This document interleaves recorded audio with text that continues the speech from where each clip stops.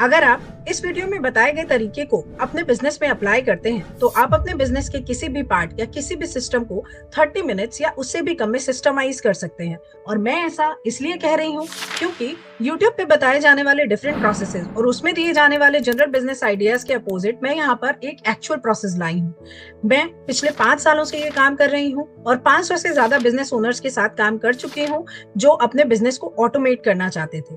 मैं इस पूरे प्रोसेस को 6 स्टेप्स में डिवाइड करूंगी और स्टेप बाय स्टेप आपको बताऊंगी कि किस तरीके से आपको उसको फॉलो करना है और कैसे आप उसको इम्प्लीमेंट कर सकते हैं। बट उसको स्टार्ट करने से पहले मैं ट्रेडिशनल बिजनेस अप्रोच की भी बात करूंगी सो दैट आपको ये समझ में आए कि वो डिफरेंस कहाँ पर है और गैप कहाँ पर आता है। सबसे पहले हम करते हैं एक प्रोसेस फ्लो चार्ट बनाते हैं। इस प्रोसेस फ्लो चार्ट के अंदर हम अपने बिजनेस के सारे सिस्टम सारे प्रोसेसेस को इंक्लूड करते हैं जो कि एक बड़ा सा डायग्राम बन के तैयार होता है, जिसमें अगर मैं नॉर्मली बात करूं तो किसी भी एमएसएमई बिजनेस में 100 से 150 प्रोसेसेस तो मिनिमम होते ही हैं।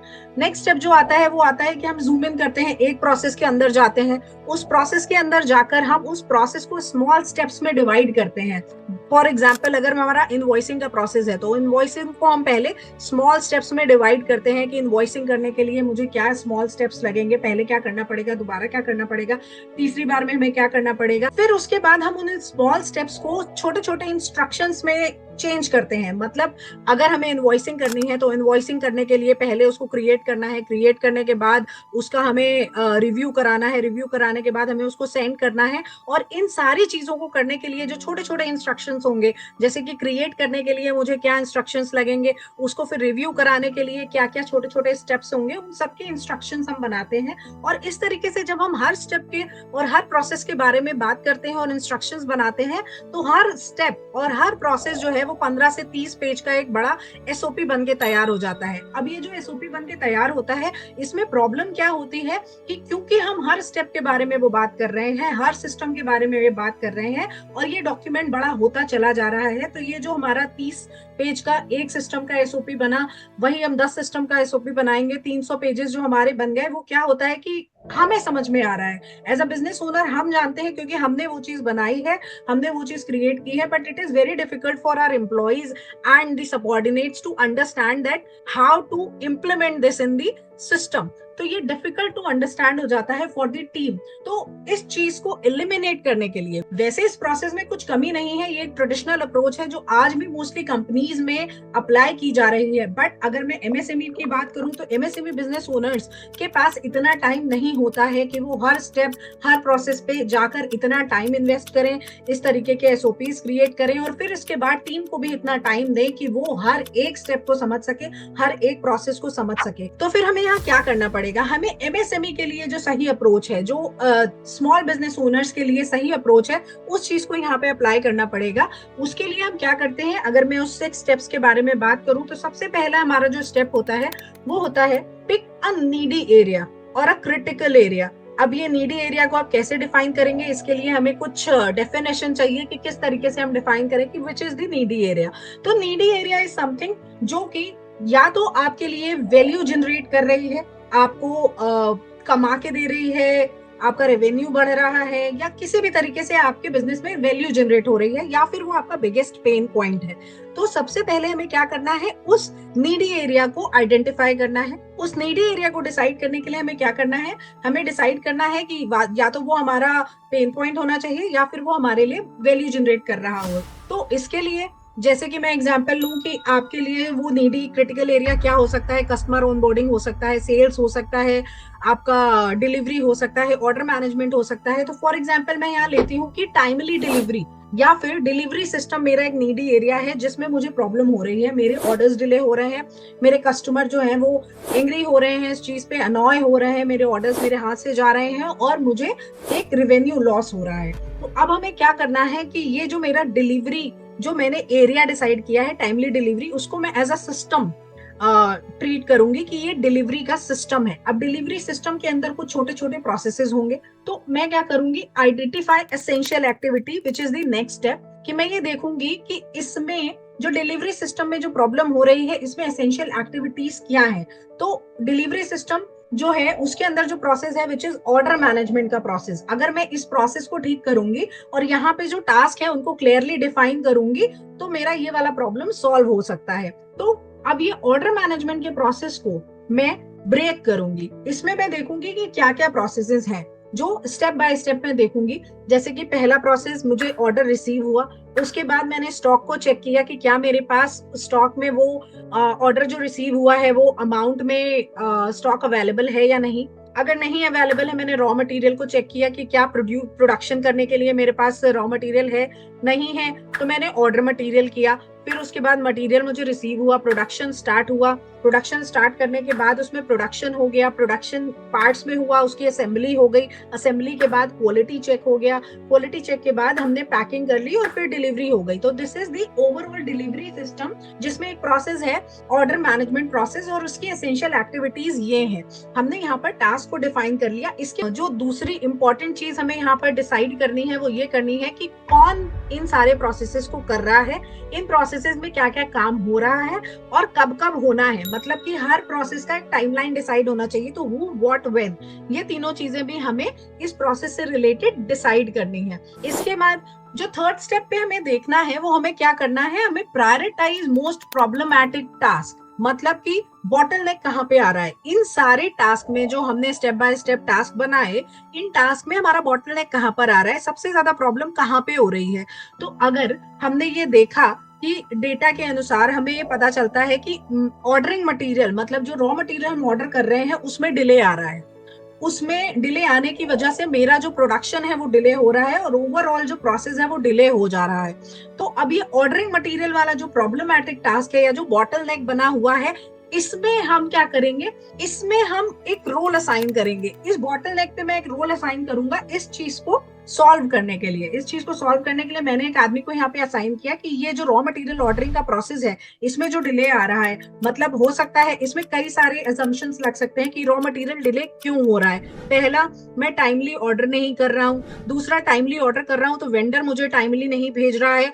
तीसरा, अगर वेंडर मुझे टाइमली भेज भी दे रहा है तो मेरा जो स्टॉक से प्रोडक्शन तक जाने का जो मटेरियल का प्रोसेस है वो सही नहीं है। तो स्टॉक आके पड़ा रहता है पर वो प्रोडक्शन तक नहीं जाता। प्रोडक्शन वाले को नहीं पता है कि रॉ मटेरियल मेरे पास पड़ा हुआ है और प्रोडक्शन वाला वेट कर रहा है कि जब मेरे पास रॉ मटेरियल आएगा तब मैं प्रोडक्शन को स्टार्ट करूंगा।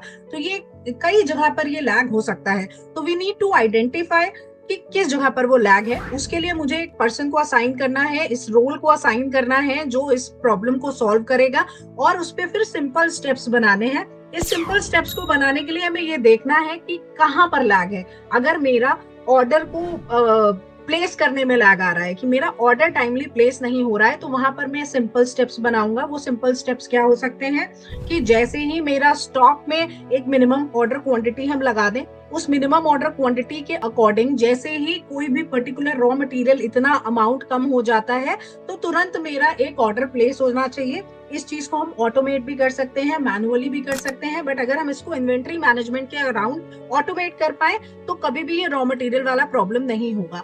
तो हमें क्या समझना है कि वो पर्टिकुलर प्रॉब्लम कहाँ पर आ रहा है, उसके अकॉर्डिंग हमें वहां पर रोल असाइन करना है और उसके सिंपल स्टेप्स बना देने हैं, सो दैट वो ऑटोमेट हो जाए और टाइमली होने लग जाए और वो मेरा बॉटलनेक जो है वो सॉल्व हो जाए। इसके बाद जो हमने सिंपल स्टेप्स बनाए हैं और ये पूरा प्रोसेस बनाया है, इसको हमें टेस्ट करना है। टेस्ट करना बहुत इंपॉर्टेंट है कि हमने तो अपने अकॉर्डिंग ये स्टेप्स बना दिए और हमें ऐसा लगता है कि ये सिंपल है और फॉलो हो जाएंगे, but it is very important to understand with the third person कि उसको वो चीजें समझ में आ रही हैं या नहीं। इसके लिए जो हम नॉर्मली बात करते हैं वो ये कि अगर मेरे पास एक 5th स्टैंडर्ड का बच्चा है और उसको हमने ये सिस्टम्स दिए, ये स्टेप्स दिए, और अगर उसने उस स्टेप्स को पढ़ के ये बता दिया कि यहाँ पर क्या करना है, तब तो वो चीज सही है, सबको समझ में आएगी और इजी टू अंडरस्टैंड है। बट अगर यहाँ पर ये टेस्ट फेल हो जाता है तो हमें नेक्स्ट स्टेप पे जाना है, विच इज रिफाइनिंग इट। अगर वो थर्ड पर्सन के साथ टेस्ट करने में आपको कुछ स्टेप्स ऐसे मिलते हैं जो डिफिकल्ट हैं, इजी टू अंडरस्टैंड नहीं है, तो हमें उस चीज को रिफाइन करना है और रिफाइन करने के बाद हमें इस प्रोसेस को इम्प्लीमेंट करना है।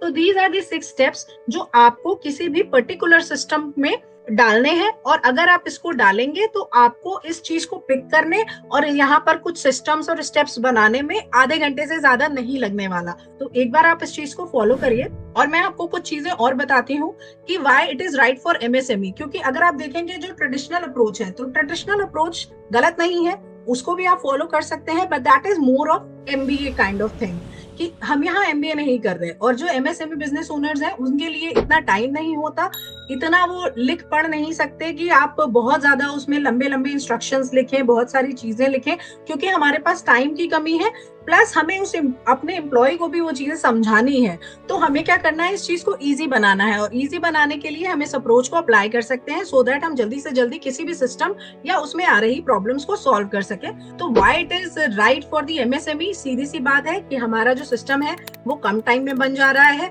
हमें एक्सेसिव डॉक्यूमेंटेशन की जरूरत नहीं है, 30 पेज 25 पेज 30 पेज के एसओपीज बनाने की दिक्कत नहीं है। अंडरस्टैंड, इजी टू अंडरस्टैंड है, हमारे सारे एम्प्लॉयज को ये आसानी से समझ में आ जा रहा है और प्रॉब्लम को इमीडिएटली सॉल्व कर रहा है। ऐसा नहीं है कि हम जो है आज हमें समझ में आया कि मेरे पास इस चीज का सिस्टम नहीं है, तो मैं कल फ्लो चार्ट लेके बैठी हूँ और फ्लो चार्ट लेके फिर मैं एक सिस्टम पे जा रही हूँ और वहां पर जाके मैं इस चीज को सॉल्व कर रही हूँ, सिस्टम्स बना रही हूँ, इंस्ट्रक्शंस बना रही हूँ।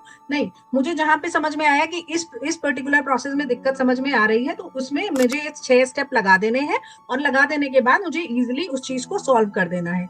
तो आज के जो वीडियोस में हमारे की टेकअवेज हैं वो 2 हैं कि फॉर एमएसएमई हमें पेन पॉइंट्स को पहले सॉल्व करना है, या फिर जहां से हमें वैल्यू एडेड हो रही है वहां पर हमें सबसे पहले बॉटल नेक्स को रिमूव करना है, और हमें ऐसे सिस्टम्स को बनाना है जो सिंपल हो, प्रैक्टिकल हो, क्योंकि यही वो सिस्टम्स हैं जो नॉर्मली एमएसएमई बिजनेस में काम करते हैं। तो आई वुड सजेस्ट आप एक बार अपने बिजनेस में किसी भी प्रॉब्लम, किसी भी पेन पॉइंट या किसी भी वैल्यू एडिशन जहां से आपको वैल्यू जनरेट हो रही है, वहां पर इस पर्टिकुलर 6 स्टेप्स को फॉलो करके देखिए, और देखिए क्या आपके बिजनेस में ये चेंज आता है।